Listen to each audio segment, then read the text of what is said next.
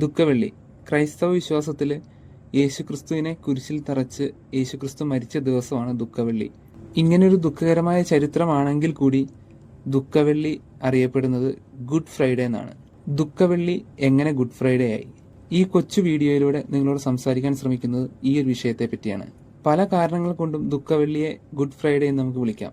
അതിലൊന്ന്, യേശു ലോകത്തിന്റെ പാപങ്ങൾ മുഴുവൻ ഏറ്റെടുത്തുകൊണ്ട് കുരിശില് തന്റെ ജീവൻ ബലി കഴിച്ചു. അതൊരു അതിമഹത്തായ സ്നേഹവും ത്യാഗവുമാണ്.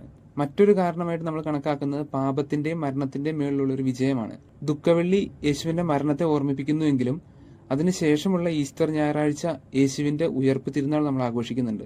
അങ്ങനെ യേശുക്രിസ്തു പാപത്തിന്റെയും മരണത്തിന്റെയും മുകളിൽ നേടിയ വിജയം എന്നുള്ള രീതിയിലും ദുഃഖവെള്ളി ഗുഡ് ഫ്രൈഡേ ആയിട്ട് നമുക്ക് കണക്കാക്കാം. ക്രിസ്തീയ വിശ്വാസം അനുസരിച്ചിട്ട് യേശു മനുഷ്യന്റെ പാപങ്ങൾക്ക് വേണ്ടിയിട്ടാണ് കുരിശിൽ മരിച്ചത് എന്നാണ് കരുതപ്പെടുന്നത്. ഈ ത്യാഗം മനുഷ്യരാശിക്ക് വേണ്ടിയുള്ള യേശുവിന്റെ അത്യുജ്വലമായ ഒരു സ്നേഹപ്രകടനമാണ്. അതുവഴിയാണ് രക്ഷയുടെ വഴി തുറന്നതെന്ന് നമ്മൾ വിശ്വസിക്കുന്നു. അതുകൊണ്ട് തന്നെ കുരിശുമരണം ദുഃഖകരമാണെങ്കിലും ആത്മീയപരമായി ഒരുപാട് വലിയ ഗുണമുള്ള ഒരു സംഭവമായി കണക്കാക്കുന്നു. പഴയ ചില ഇംഗ്ലീഷ് വാക്കുകളുടെ പാരമ്പര്യത്തിൽ ചില പണ്ഡിതന്മാർ അവകാശപ്പെടുന്നത് ഗുഡ് എന്ന് പറഞ്ഞാൽ ഹോളി എന്നാണ്. അങ്ങനെ ഗുഡ് ഫ്രൈഡേ എന്നുള്ളത് ഹോളി ഫ്രൈഡേ എന്നൊരർത്ഥം വരുന്നതായിട്ടും അവർ കണക്കാക്കുന്നുണ്ട്. ദുഃഖവെള്ളി നമ്മളെ ഓർമ്മിപ്പിക്കുന്നത് മനുഷ്യന്റെ പാപബോധത്തെയും ദൈവത്തിന്റെ അനന്തമായ കരുണയും കുറിച്ചാണ്. അതിനാൽ തന്നെ ദുഃഖവെള്ളിയെ ഗുഡ് ഫ്രൈഡേ അഥവാ ഹോളി ഫ്രൈഡേ എന്ന് വിളിക്കുന്നതിൽ തെറ്റൊന്നുമില്ല.